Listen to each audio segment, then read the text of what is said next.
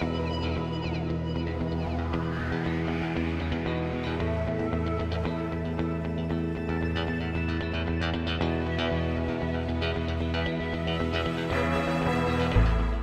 garden trend for 2015 is the new consumers, Hispanics.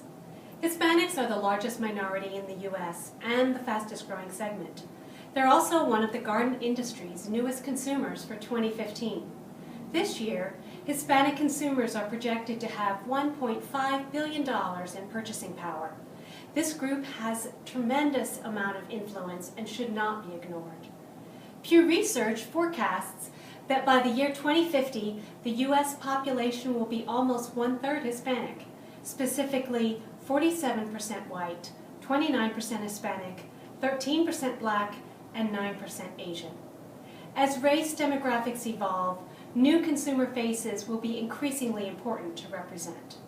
For more information about trends, subscribe to our YouTube channel and see what else we have to offer at gardenmediagroup.com.